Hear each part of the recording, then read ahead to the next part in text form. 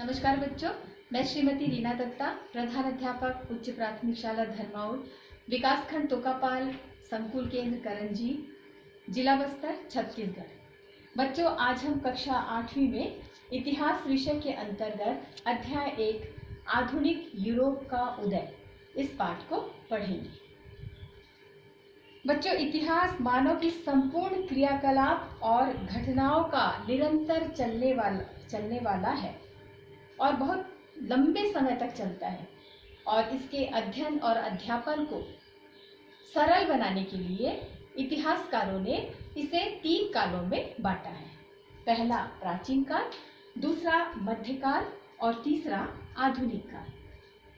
आज हम पढ़ेंगे आधुनिक काल के बारे में। और बच्चों, इस वीडियो को शुरू करने से पहले मैं ये भी बताना चाहूँगी कि चूंकि ये पार्ट बहुत बड़ा है, इसलिए ये 2 भागों में ये वीडियो कंप्लीट होगा। तो हम पहले भाग में पढ़ रहे हैं। तो देखिए, आधुनिक काल की विशेषता। आधुनिक काल की विशेषता में क्या है? सबसे पहला है तर्क एवं बुद्धिवाद, दूसरा मानववाद और तीसरा नवीन अन्वेषण।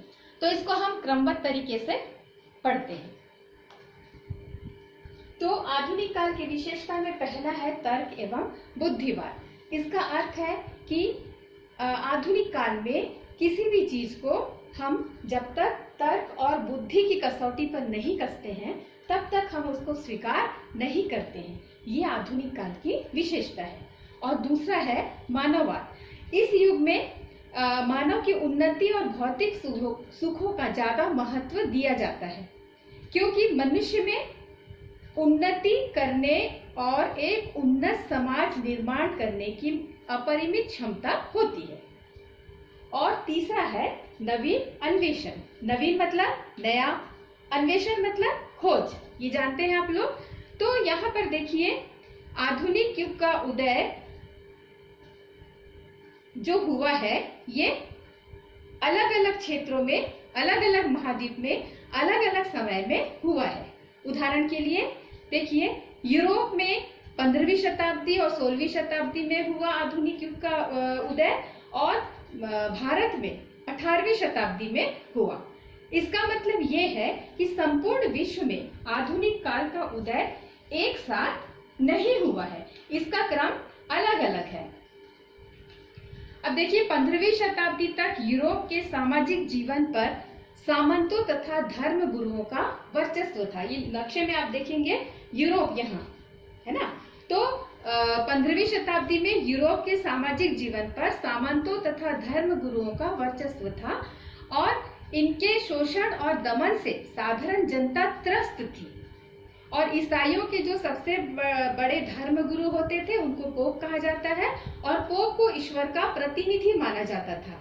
इसलिए ईश्वर और परलोक से जुड़ी बातों पर ज्यादा महत्व दिया जाता था।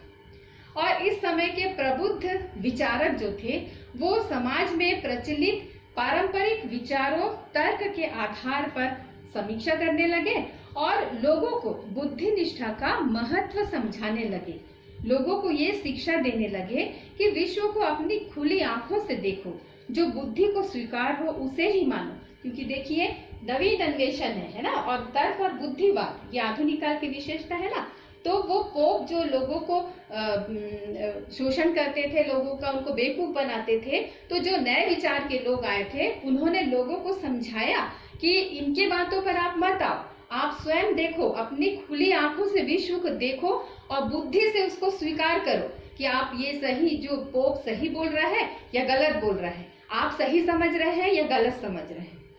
तो इसी से क्या हुआ, यूरोप में पुनर्जागरण आया। पुनर्जागरण का मतलब फिर से जागना, और इसके अंतर्गत आता है वैचारिक क्रांति, मतलब विचारों में बदलाव। जो पहले लोग अंधविश्वास के घेरे में थे, अब वहां से लोग जग गए और उनमें नवीन विचारधाराएं उत्पन्न हुई। उसी को कहते हैं वैचारिक क्रांति, विचारों में बदलाव। 15वीं शताब्दी में यूरोप में पुनर्जागरण हुआ, मतलब वैचारिक क्रांति का उदय हुआ। ग्रीक, लैटिन आदि भाषाओं के प्राचीन ग्रंथों का स्थानीय भाषा में अनुवाद तथा नए सिरे से अध्ययन होने लगा। छपाई की मशीन का भी आविष्कार होने लगा, जिसके कारण बहुत अधिक मात्रा में पुस्तकें भी छपने लगी और कम कीमत में लोगों को उपलब्ध भी होने लगा, जिससे ज्ञान का जो प्रसार था ये बहुत तेजी से होने लगा, है ना। और प्राचीन ज्ञान एवं नवीन विचारों के अध्ययन से वैचारिक क्रांति को प्रेरणा मिली। अब देखिए इसी में कोपरनिकस और गैलीलियो का नाम आपने सुना है, ये खगोल वैज्ञानिक है ना। तो इन्होंने क्या किया, देखो ब्रह्मांड के बारे में जो प्रचलित सिद्धांत थे, जो प्राचीन प्रचलित सिद्धांत थे, उसका उन्होंने खंडन किया। क्या था, पहले सूर्य को लोग भगवान समझते थे और ये माना जाता था कि सूर्य ही पूर्व से उगता है और खुद पश्चिम में डूब जाता है, फिर मतलब सूर्य ही पृथ्वी का चक्कर लगाता है ना।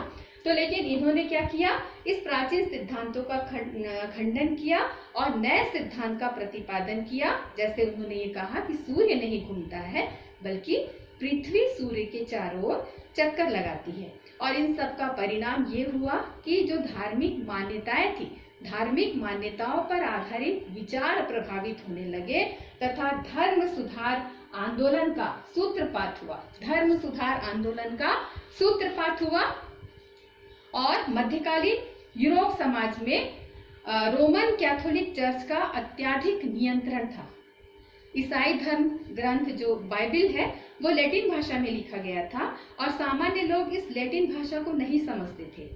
लोगों के इस अज्ञानता का अनुचित लाभ उठाते थे ईसाई धर्म गुरु, है ना। ये कर्मकांडों को बढ़ावा देते थे और धर्म के नाम पर लोगों का शोषण करते थे। और इस भ्रष्टाचार के विरुद्ध यूरोप में जो आंदोलन हुआ उसे ही धर्म सुधार आंदोलन कहा जाता है।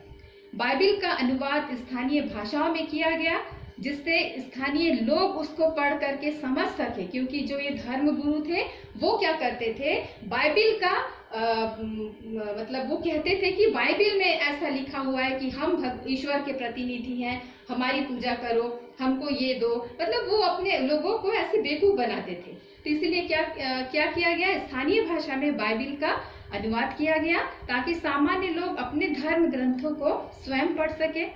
इसमें मार्टिन लूथर का नाम, मार्टिन लूथर जो थे वो जर्मन धर्म गुरु ने धार्मिक संस्थाओं के दुराचारों की वो निंदा करते हुए उन्होंने कहा था कि आप लोगों को धर्म गुरुओं के कथन को ही धर्म न मानकर स्वयं बाइबिल पढ़ना चाहिए और धर्म के तत्वों को समझिए ना। बाइबिल खुद पढ़िए और धर्म के तत्वों को समझिए। और उन्होंने ईसाई धर्म के गुरु के जो प्रमुख होते थे, जिसको पोप कहा जाता था, पोप की निरंकुश सत्ता को चुनौती दी और धर्म व्यवस्था में प्रचलित दोषों का विरोध किया और लोगों को प्रोटेस्ट किया। इसलिए उनके अनुयायी जो होते थे उनको प्रोटेस्टेंट कहा जाने लगा। इस प्रकार धर्म सुधार आंदोलन के फलस्वरूप पोप के दबदबे में कमी आ गई। इस प्रकार धर्म सुधार आंदोलन ने यूरोप में आधुनिक विचारों का सूत्रपात कर पुनर्जागरण को संभव बनाया। मतलब धर्म के जो कुरीतियां थी उसमें लोग घिरे हुए थे, अब लोगों का आंख नाक कान सब खुलने लगा। अब सबको पता चलने लगा कि ये जो धर्म गुरु होते हैं वो ही इतने दिनों से हमारा शोषण कर रहे थे। फिर देखिए राष्ट्रवाद एवं राष्ट्रीय राजतंत्र का उदय। इसमें हम देखिए पढ़ रहे हैं यूरोप का पुनर्जागरण। यूरोप में जो पुनर्जागरण हुआ था इसको हम टोटल 10 पॉइंट में पढ़ेंगे। तो पहले हमने बताया वैचारिक क्रांति, दूसरा धर्म सुधार आंदोलन, अब तीसरा हम पढ़ते हैं राष्ट्रवाद एवं राष्ट्रीय राजतंत्रों का उदय। 16वीं शताब्दी में यूरोप में सामंतों की सत्ता समाप्त होने लगी और राजाओं का महत्व बढ़ने लगा, है ना। राजाओं का महत्व धीरे धीरे बढ़ने लगा, जिससे क्या हुआ कि सारी सत्ता राजा के हाथ में केंद्रित हो गई और वह प्रबल हो गया। इन सब कारणों से यूरोप में राष्ट्रीय राजतंत्रों का उदय हुआ। इंग्लैंड, फ्रांस, स्पेन आदि राष्ट्रीय राज्य अस्तित्व में आ गए और इन राष्ट्रीय राज्यों का उदय आधुनिक युग की एक महत्वपूर्ण विशेषता है।